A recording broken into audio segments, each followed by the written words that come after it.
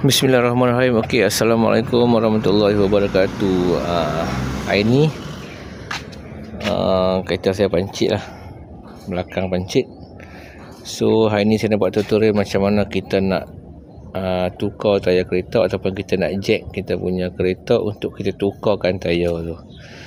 Okey, pada yang pemilik kereta, kereta baru, kalau kita beli tu memang dia akan sediakan jack besi ni dengan pembuka skru tayar ni lah. Okey, untuk jack ni kat mana kita nak letak jack ni?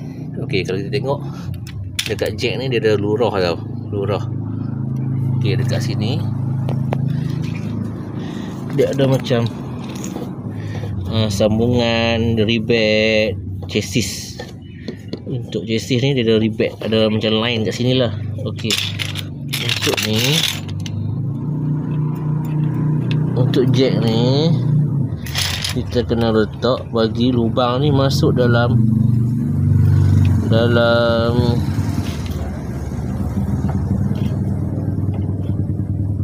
lurah tu tau. Dia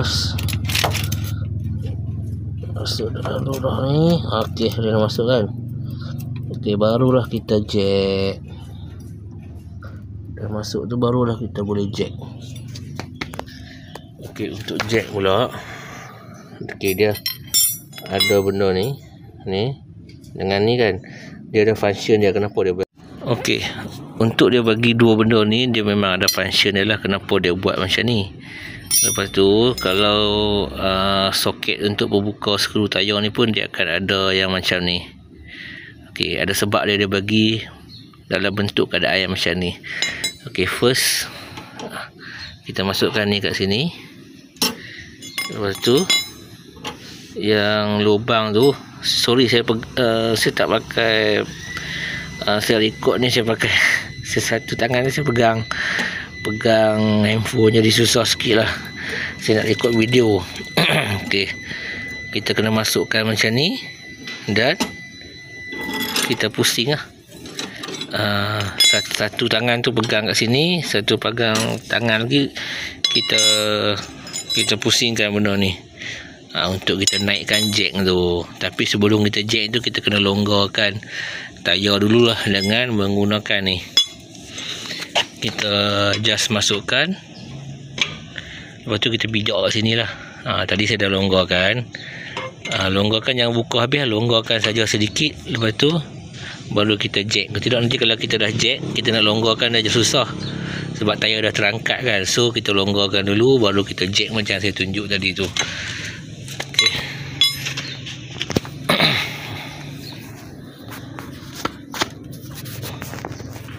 Cara dia, okay, kita masukkan macam ni, kemudian kita pusing saja sampai dia terangkat.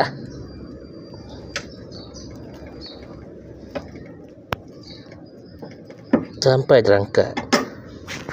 Lepas tu dah terangkat tu, kita buka skru dan buka tayar, dah gantikan dengan tayar baru lah.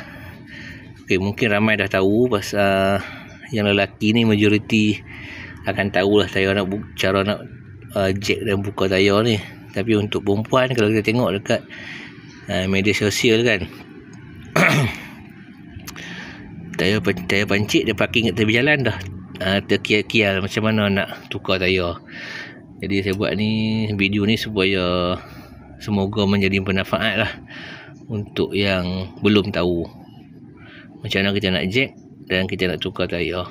Tapi yang penting untuk jack tu mesti kena masuk lurah tu lah, supaya bila kita jack kan, mungkin tanah tak rata ataupun keadaan tanah yang lembut, jadi takut dia tumbang ke apa kan. Okey, untuk langkah keselamatan, tayar yang kita tanggalkan tu kita kena masukkan bawah sini. Jadi kalau jack ni terjatuh, dia masih ada safety lagi lah, dia tersangkut dekat tayar tu.